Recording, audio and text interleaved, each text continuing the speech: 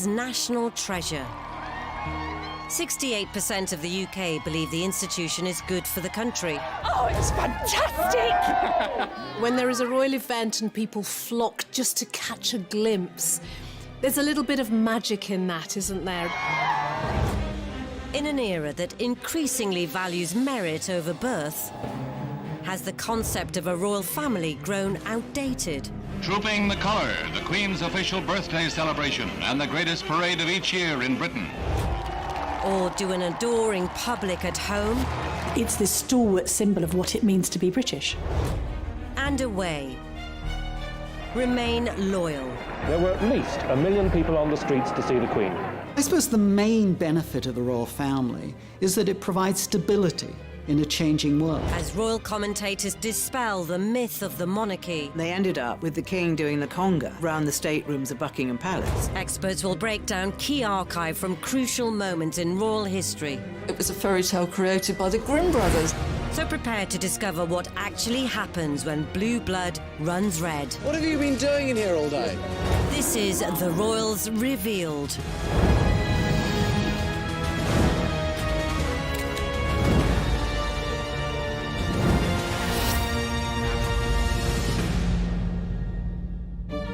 In this episode, we reveal the money the royal family receive is on the up.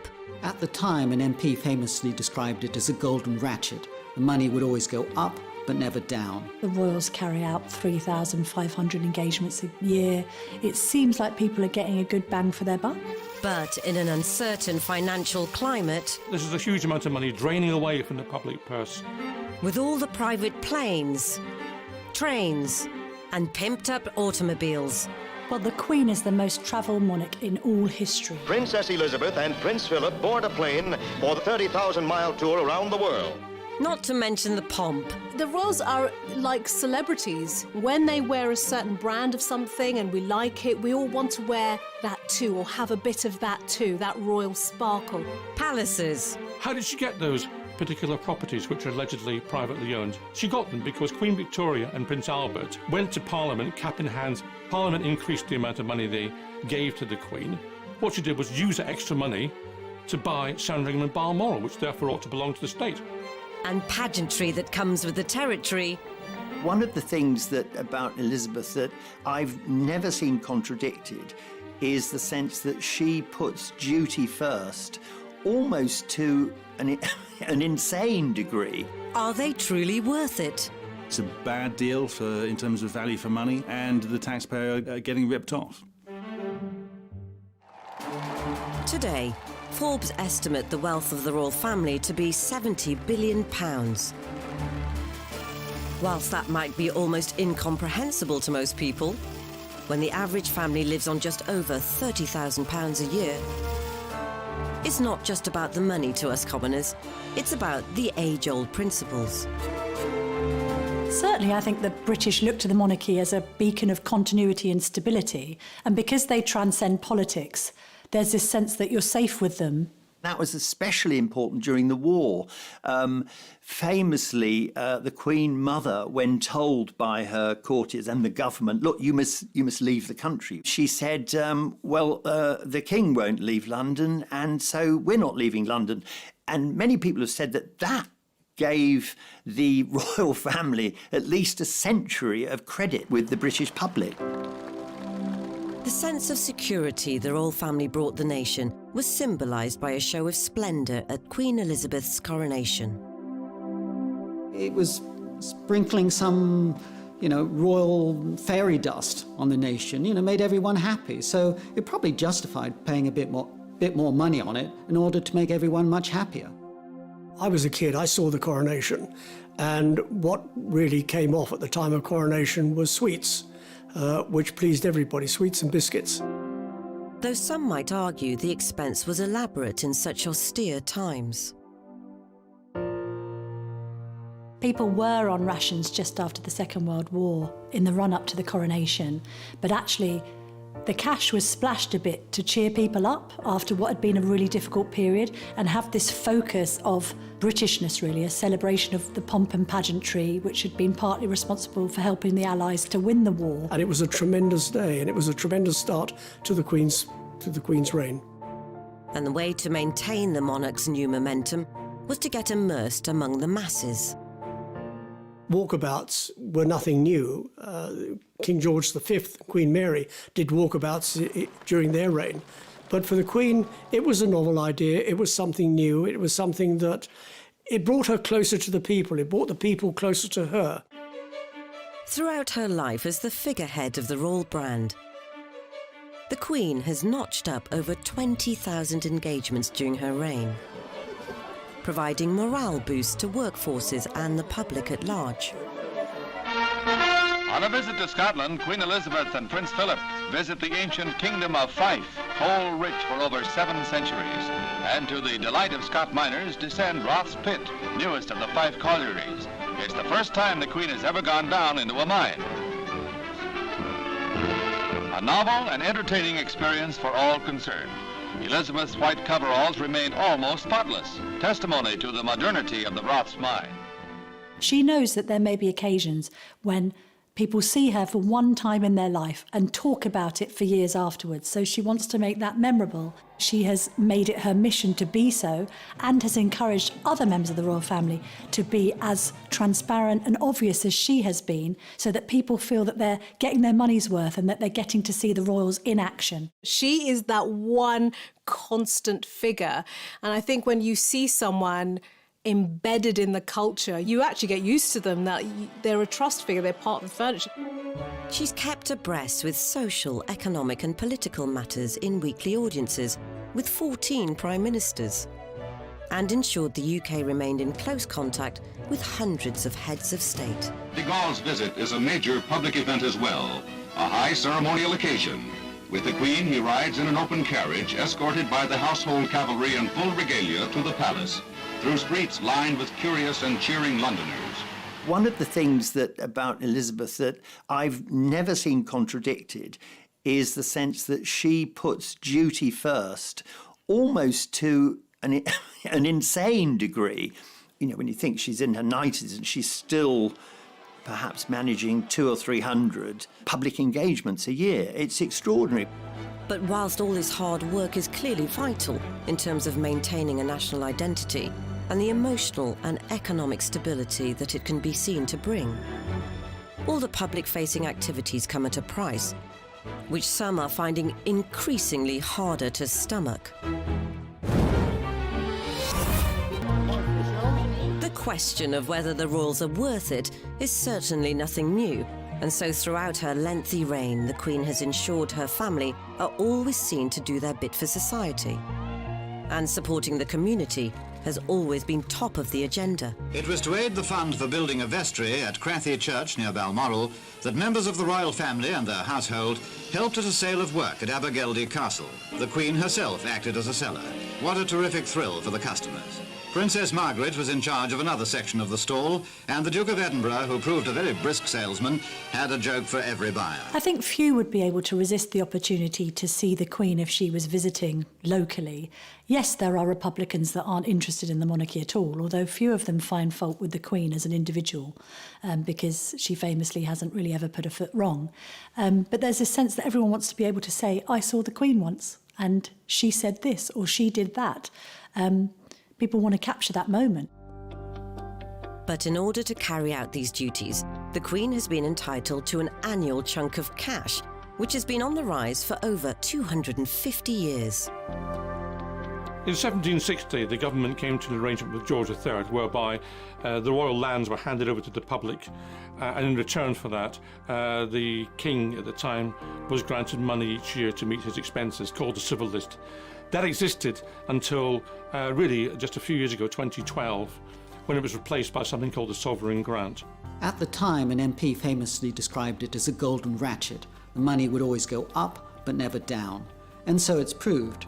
The civil list, for example, in 2011 was £7.9 million a year. By 2018, 7 years later, it was £82.3 million, the sovereign grant. This is at a time of austerity when everybody else was tightening their belts. It's an incredible sum, but what does that equate to for the public? The palace say that the cost of the monarchy is only about £1.20 for every citizen of Britain. Now, that's a little bit misleading and indeed a little bit naughty because it just applies to citizens and not the taxpayers.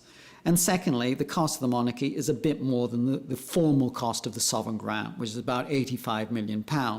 When you include all the hidden costs, and particularly security, which could add up another £100 million, the real cost is more like £300 million. So as we present our quickly passed on flowers, flap our Union Jacks, and burst out all the other paraphernalia, there's lots of costs churning away in the background, which the sovereign grant covers. It includes not only salaries for around about 300 people, private secretaries, craftspeople, groomsmen in the Royal Mews to run hospitality. There are garden parties, there are receptions. There are a whole host of things. There are getting the Queen around about the country to do her job. So it's money well spent. However, there's another sizable expense on the balance sheet. So originally the sovereign grant was in the region of £40 million a year. It's more than doubled because they've included the cost of refurbishing Buckingham Palace, which the royal household allowed to fall into rack and ruin over the last 60 years. That will continue to go up. It's likely to hit £100 million over the next few years. But those aren't the only renovations which have caused a Republican backlash. After the fire at Windsor, the government suggested the public should pay for Windsor Castle to be rebuilt and refurbished.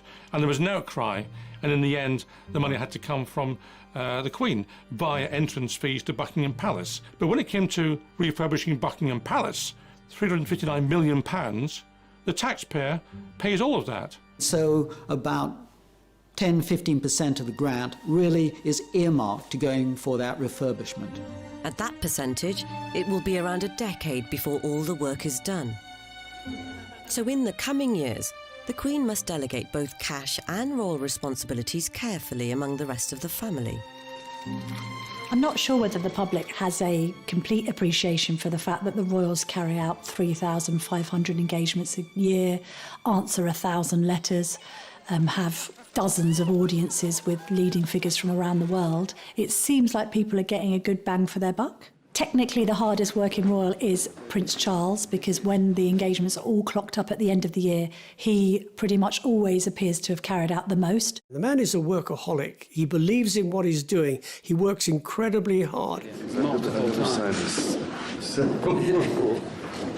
But is Charles's coverage of the country as widespread as the quantity suggests?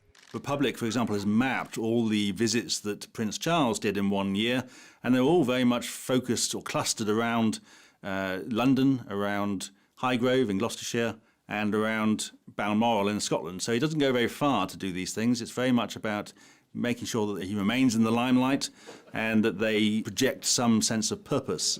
Charles could be criticised for doing too much. You know, he has been criticised for having too many fingers in too many pies. So the real issue is not just the quantity of engagements, but the quality of the work. So, are the rest of the firm pulling their weight and adding value to society? Princess Anne is always regarded as a legendary royal trooper because she very much likes to pack the engagements in. And indeed, it's not unheard of for Princess Anne to do 7, 8 or 9 engagements in one day. An impressive stat, yes, but is it perhaps overexposure? People like Princess Anne do diligently go about their business, add value to the charities they support, do so in a conscientious and low-key way. The fact of the matter is, however, that the majority of functions are carried out by those who are quite elderly in the royal family. We don't see the same numbers for the junior royals, including Prince William, who carries out barely 200 functions a year. And there will always be debate as to how large a team the Queen can justify. There are currently 16 members of the royal family who are considered working royals, like Princess Alexandra. Who is Princess Alice, for example? Has anyone heard of her? You know, what does Princess Michael of Kent do these days? You know, why do we need these people? In the past, those titles would have meant something even if you didn't recognise them. I think these days, not recognising them would cause most people to think, well, why are we still paying for them? This isn't just a Republican viewpoint. After the Queen goes, Charles says he wants to slim down the royal family, which is him and Camilla, Kate and William, and their children with the rest of the royals off the payroll. But for those that still live off the sovereign grant and the general financial security that brings, just to recap, 86 million quid at the last count. They're expected to promote the royal brand with dignity, and usually that will involve a stint in the armed forces. The military is a safe option for the royal family. There's no commercial prerogatives. You're kept out of the way. It's always been difficult for members of the royal family to go into business, to go into trade, because people always accuse you of cashing in on your name. But when Prince Edward ditched the Marines for work experience with Andrew Lloyd Webber, it was the start of an uneasy journey into an untried industry for the royal family. It's the lowest rung on the learning process of working in theatre, and he will have no status whatsoever. We will not be using him in any PR capacity, purely as an employee to learn the business. Edward's working ambitions were truly uncharted territory. And what he then seemed to think that he could do was to bring the stage to the royal family, put them on the stage. And clearly, as far as he was concerned, let's get rid of all the old cobwebs, let's show how wonderfully entertaining we all are. His plan was to do a charity remake of a knockabout assault course TV classic. The Duchess of York was first off the coach, bringing the royal family and their teams to Alton Towers. Prince Edward was already there to meet them, well into the spirit of the day, sporting a silly T-shirt. Royal Knockout was an unmitigated disaster. It was one of those things that, like, maybe on paper, in theory, seemed like a good idea, and then as soon as it was on screen, it quickly became apparent what a bad idea it was. The broadcast footage is now under embargo, yet body language expert Judy James recalls the impact it had on viewers. It was dreadful for the public because the public wanted to see more of the royal family, and I remember when that was advertised, great, let's see them being funny and everything like that. But when you get what you ask for and it's awful, you know straight away, actually, no, I'd rather have them with their hands behind their back and not speaking too much. Edward's press conference afterwards did little to add merit to the venture. First of all, I have to apologise if I go to sleep at the middle of this. Media were not allowed to watch proceedings live. We had to watch it on television. And it was a cold day, it was in a tent, there were no refreshments. And Edward came in at the end of it and sat at a table, sort of slightly raised, and looked at the assembled crowd of media and said, well, what did you think of it? And I know the captains have enjoyed themselves. I only hope that you've enjoyed yourselves. Have you? You could have heard a pin drop. Well, thanks for sounding so bloody enthusiastic. What have you been doing in here all day? Have you been watching it? Yeah. What did you think of it? Thanks. I thought it was great. The headline the next day was, "It's a walkout," which just about summed it up. I think Edward had set himself up to be a champion in his own right. This was his star of the royal family. His brothers had been heroes, they'd been in the armed forces, etc., but he was going to do it theatrically and do this wonderful show that everybody would love him, and the royal family would say, oh no, Edward, you are now the most famous member of the royal family, and it didn't quite work out like that. I suppose it's difficult being the fourth son of the monarch. You don't really have a role, you have to create one for yourself. After an ill-fated foray into TV production, Edward was ultimately brought back in line as a working royal. There's this sense you've got to behave properly because you've got to be accountable. You've got to show that you're dutiful above all else, almost to the point sometimes where you've got to sacrifice your private life for duty. And that's a very difficult thing for many people. I mean, the royals are only human after all. It's no easier for them to do that than it would be for any of the rest of us who are not in the spotlight. Recently, the Queen's grandson, Peter Phillips, also fell foul in trying to do his own thing. They're entitled to their private people, but what is wrong is when they then invoke the royal name to boost their commercial activities. Peter Phillips was busy selling milk to the Chinese and pretending it all came from Windsor and the royal family drink this every morning and so on. That was an attempt to use his links with the royal family for commercial activities. That's entirely improper. One necessary activity for working royals is to represent the UK abroad. And whilst news reports may focus on how they sample regional delicacies, don the local dress, and generally embrace the culture, there's lots of crucial work going on off camera. Ever since before she ascended the throne, the Queen has been instilling royal values all over the world. Well, the Queen is the most travelled monarch in all history, and because she is the head of the Commonwealth as well as head of state in the UK, she needs to travel to Commonwealth countries to make sure that those countries appreciate the fact that they're seeing their Queen in the flesh. The royal family are our secret weapon in selling the UK abroad. Various governments abroad in foreign countries are more likely to take note of the United Kingdom if there's a member of the royal family on their doorstep rather than some dishevelled politician. They can see politicians anytime. They can't see the royal family at any time. It's absolutely right, of course, that the Queen and members of the royal family travel abroad to represent this country.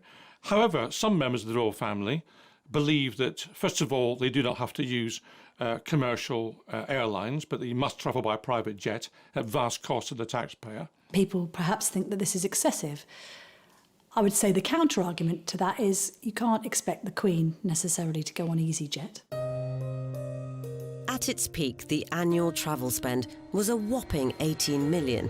These days, it's nearer to 3 or 4. But besides flights, how do they spend so much?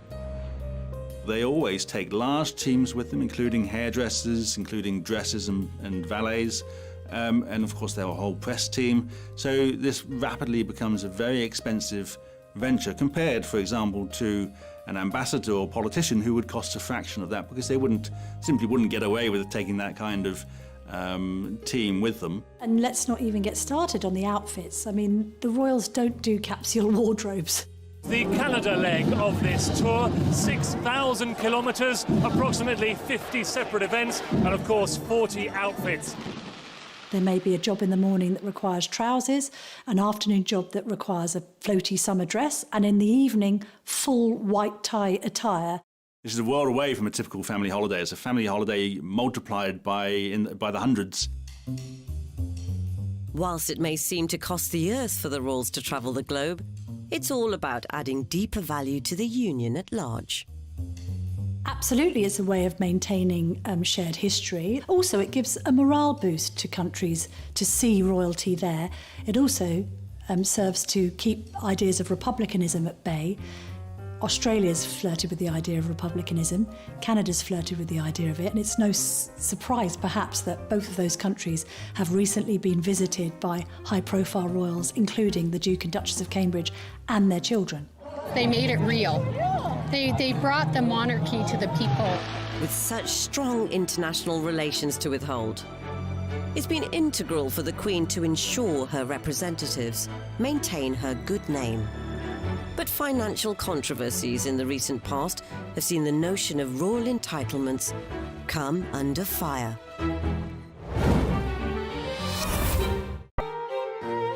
In examining the costs around the royal family, global travel expenses invariably enter the debate.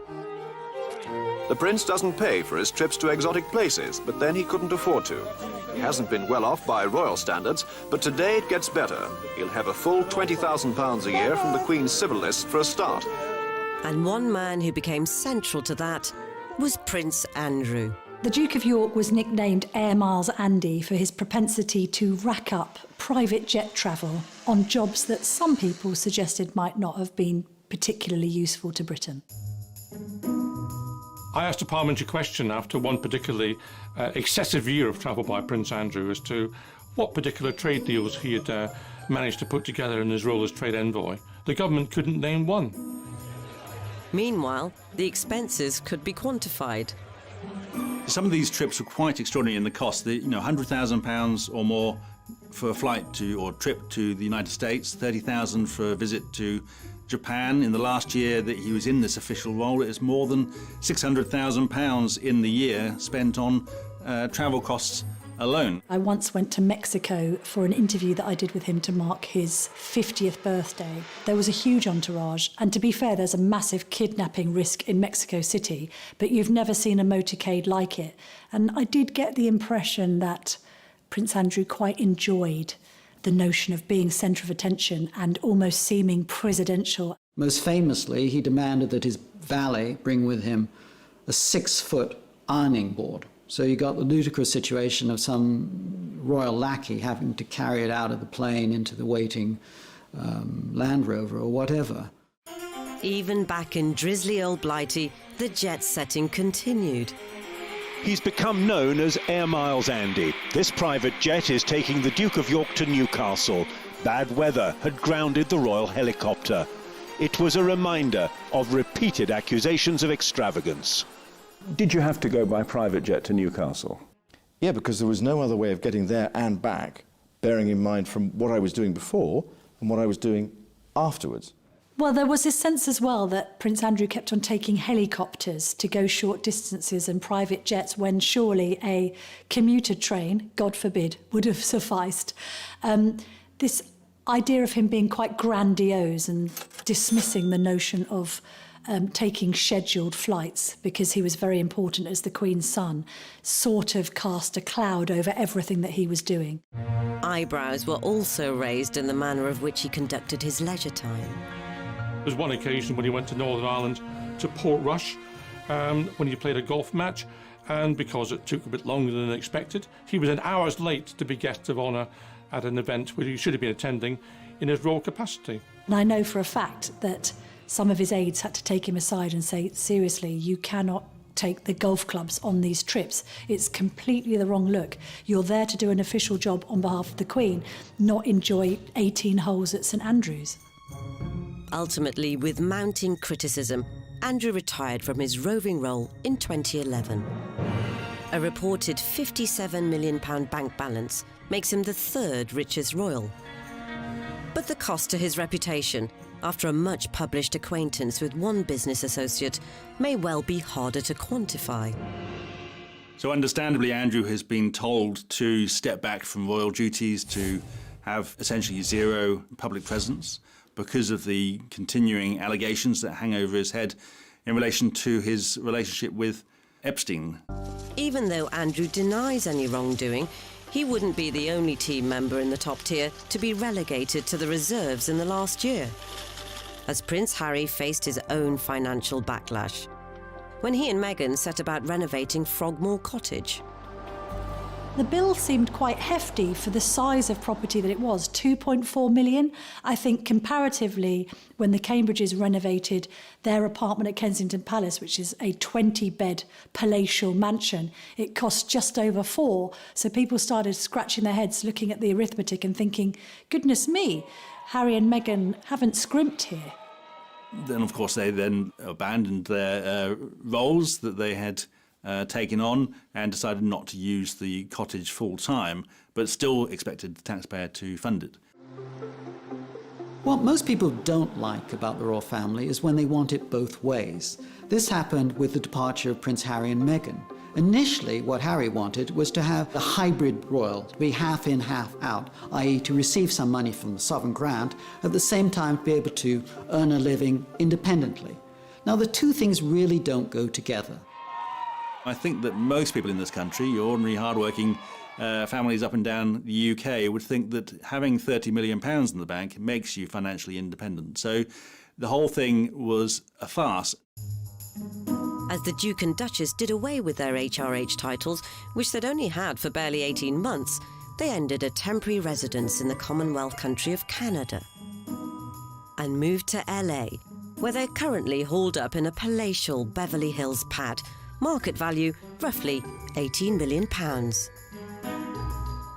So what of Harry and Meghan's earning potential stateside? They'll be able to command 6-7-figure fees for making keynote speeches, for being directors of various companies, for writing their own books if they wish. So I wouldn't worry about Meghan and Harry making a few bob. In fact, They've just signed a multi-year deal with streaming channel Netflix for reportedly £112 million. But even these eye-watering sums is small change compared to the biggest royal earners, as the Queen and Prince Charles control most of the family fortune. The Duchy of Lancaster is the Queen's ancestral estate. It's really a portfolio of land, mainly in Lancashire and Yorkshire. But the thing is, in recent years, the profits from that land have really gone up enormously. In 1760, when most of the Crown lands were handed over to the government in return for the civil list being created for George III, the Duchy of Lancaster was somehow overlooked. It was only worth £16 a year in those days. Now it's worth £533 million a year and produces an income stream for the Queen for her private use. Yet only 2 royal properties are personally owned by the Queen. First, the sprawling 115 million Scottish getaway, Balmoral. The Queen famously spends about 2 months of the year up in Balmoral, and other members of the family like to go to their country estates. So it's a very difficult thing to keep a balancing act between, on the one hand, connecting with the mass of the population, which is their role, and at the same time having a degree of privacy, which keeps them sane. Second, Sandringham, a relative steal at around 50 million. How did she get those particular properties, which are allegedly privately owned? She got them because Queen Victoria and Prince Albert, back in the 19th century, went to Parliament, cap in hand, said they hadn't enough money to make ends meet to meet their official expenses. Parliament increased the amount of money they gave to the Queen. She didn't need it at all. What she did was use that extra money to buy Sandringham and Balmoral, which therefore ought to belong to the state. The Queen's personal fortune is an estimated £350 million, which may even be exceeded by Prince Charles's own bulging piggy bank, thanks to his estate, the Duchy of Cornwall. The land that it owns is larger than many of Britain's largest cities combined, although it's spread across more than 20 counties across southern England. And it earns in excess of £20 million a year for Prince Charles. And there's no rule that says we have to allow Prince Charles to take that money. It is something which we have permitted over the last 200 years. The management of these trust funds has constantly raised questions as to how the Queen and Prince Charles invest their money. In my time in Parliament, I asked a number of parliamentary questions about the operation of the Duchy of Lancaster, the Duchy of Cornwall and other such matters. It's very difficult to probe these matters because the duchies, particularly the Duchy of Cornwall actually, are quite secretive and have no wish to expose what they are doing. Sometimes, of course, the truth comes out. Never more so than with the Paradise Papers scandal in 2017.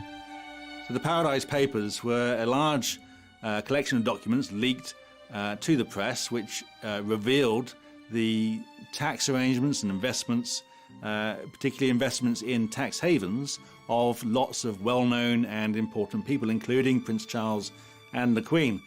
Financial documents from a law firm in Bermuda reveal the Queen's advisors decided to invest some of her wealth offshore. Some feel Her Majesty may owe her subjects an apology. It came as a surprise to learn that she had £10 million of her duchy money invested in the Cayman Islands and in Bermuda. Now, the problem with that is that everyone presumed that all her investments were in the UK and in blue-chip companies. It looked as though she was, operating like a city fund manager. One of the Queen's investments had been in a chain accused of irresponsible lending. They feed on the poor. That is where they make their money. And the Queen is supposed to look after the people. Now, I don't assume for 1 minute that the Queen has done this herself, but it will be somebody who's in her pay, one of her echelons, that will have done this, and it just makes me wonder who we employ to look after our Queen. The Paradise Papers were a very interesting revelation. Places like the Cayman Islands were benefiting rather than the UK. Well, the royal family's answer to that was that there was no benefit from investing in these places. If that were the case, then one wonders why they didn't simply put the money in the nearest bank of Coates and sit back and relax and get the interest. Questions, too, abounded over Prince Charles's conduct. The leaked documents claim the Prince's estate, the Duchy of Cornwall, bought shares in an offshore company. The company wanted to offset carbon from rainforests, but international agreements prevented it. The Prince agreed and campaigned to change it. Was that a conflict of interest? Charles could have just said in one of his speeches, listen, I've been banging on about this issue for 20 or 30 years. I feel so strongly about it that I actually put my money where my mouth is, and I've invested in a green company. But he didn't say this, and it all emerged through a splash on the front page of The Guardian and exposed today by Panorama. Even though Charles reportedly has no direct involvement in the Duchy of Cornwall's investments, the vast sums of money behind the monarchy remain a divisive issue. Queen Elizabeth II has reigned for over 65 years, with each significant milestone marked with increasing pomp and circumstance. Even the Silver Jubilee in 1977 was a show of wealth beyond comprehension. Monarchists would argue lavish occasions like this are more than recompensed by the Crown Estate. The Crown Estate is valued at around £14 billion, making a profit of around £340 million a year, which goes to the government. It's yet another collection of land and property, including the Queen's preferred schmoozing hub, Windsor Castle. The welcoming head of state was Queen Elizabeth II, as she, President Reagan, Mrs. Reagan, and Prince Philip looked on from the reviewing platform. The Grenadier Guards helped establish once again that no one is better at pomp and ceremony than the British. But there's also other more surprising portfolio particulars, such as Ascot Racecourse and the entirety of Regent Street. And it's not just inland income being generated. The Crown Estate owns all of the seabed, or most of the seabed, around the UK, out to as far as 12 nautical miles. So that's an enormous amount of undersea real estate. The wind power has become the money spinner, quite literally, for the Crown Estate. Well, it's interesting that both Prince Philip and Prince Charles have decried wind turbines and said how dreadful they are. So, you know, all those wind turbines are just churning out cash. But is this contribution to the Treasury rightfully the royal family's to make? There's a popular misconception about the Crown Estate. Because of the word crown, most people think it's owned by the Queen, but it isn't. It is public property. All the rental income from the land, all of that goes into the public purse. It's not private, it's ours. The income of the Crown Estate would still come in if we didn't pay for the monarchy. But if people are making that connection, then it is a net loss to the taxpayer. One constantly cited benefit of the royal family to the UK is the boost to tourism. The latest figures suggest that the royal family boosts British tourism by £500 million a year. 2.7 million people visit Buckingham Palace and Windsor Castle on their own, without any encouragement whatsoever. So, of course, the family is certainly a draw for tourists. The UK's heritage tourism industry is huge and very popular, and people go to those houses, those castles, those grand estates because they're interested in the history, not because of the royal family. We only have to look to Tower of London, which the royals haven't been connected with for centuries. It is number 9 in the list of the top tourist attractions in the UK. Buckingham Palace is number 68, whereas Windsor Castle is 18. So, you know, these attractions are not the big draw that people think they are, and people will still go there. And I imagine in much larger numbers they would go to Buckingham Palace if it was not being lived in, if you could walk through the front gates, through the courtyard, through the gardens, and through all of the rooms.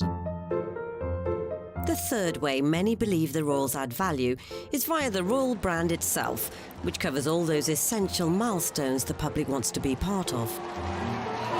Prince William, baby Cambridge, and the Duchess there, all making their way out like so many families do. I think after George was born, 100-odd million was spent on people buying related trinkets. Equally, we have jubilees and people want to have street parties. They want to go out and celebrate, so they spend more money on booze, more money on food, more money on coronation chicken. And all through their lives, we may copy what the royals wear or partake of items bearing royal patronage. The royals are like celebrities. When they wear a certain brand of something and we like it, we all want to wear that too, or have a bit of that too, that royal sparkle. It's estimated through informal endorsements, royal warrants and other media coverage, the royal family added an extra £887 million to the economy.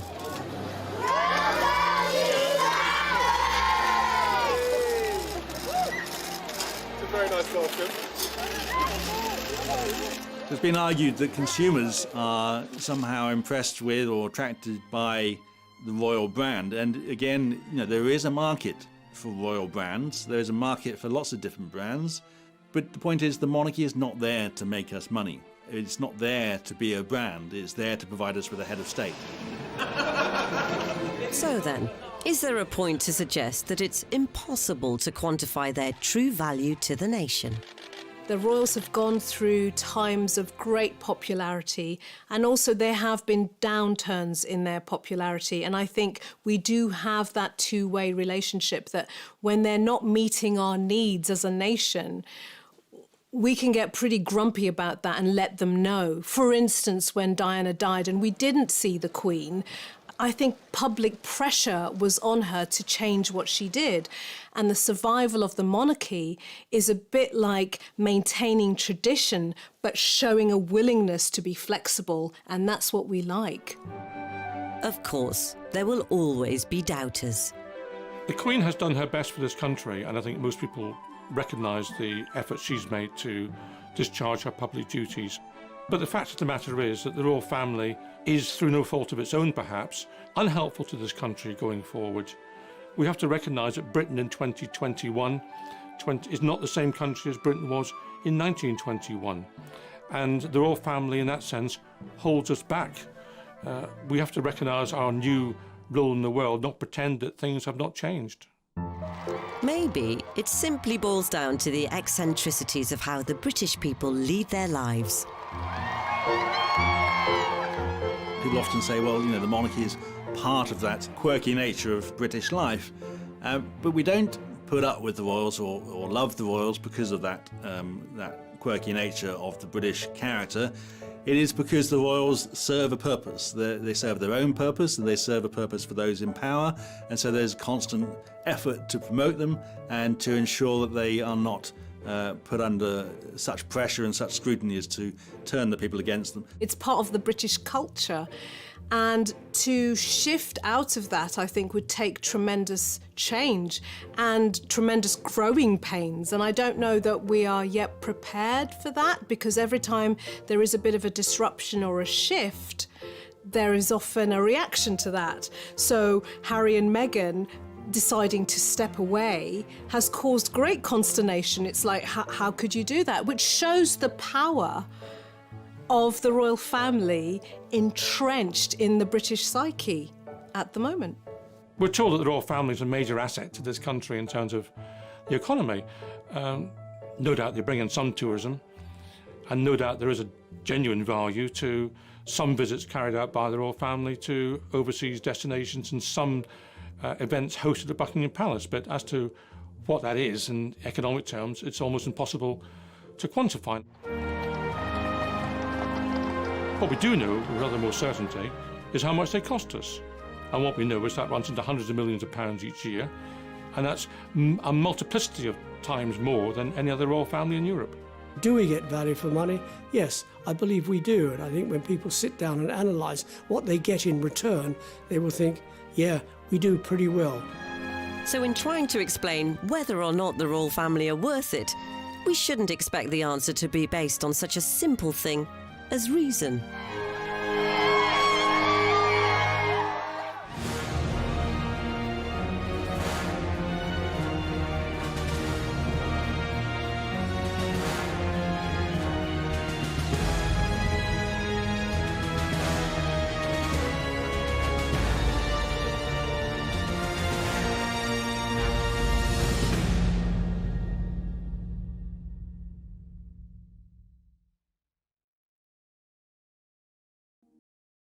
The royal family receive is on the up. At the time, an MP famously described it as a golden ratchet. The money would always go up but never down. The royals carry out 3,500 engagements a year. It seems like people are getting a good bang for their buck. But in an uncertain financial climate, This is a huge amount of money draining away from the public purse.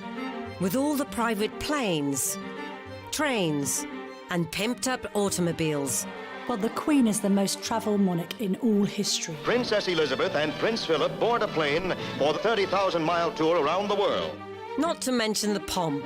The royals are like celebrities. When they wear a certain brand of something and we like it, we all want to wear that too, or have a bit of that too, that royal sparkle. Palaces. How did she get those particular properties which are allegedly privately owned? She got them because Queen Victoria and Prince Albert went to Parliament cap in hand. Parliament increased the amount of money they gave to the Queen. What she did was use that extra money to buy Sandringham and Balmoral, which therefore ought to belong to the state. And pageantry that comes with the territory. One of the things about Elizabeth that I've never seen contradicted is the sense that she puts duty first, almost to an insane degree. Are they truly worth it? It's a bad deal in terms of value for money, and the taxpayer getting ripped off.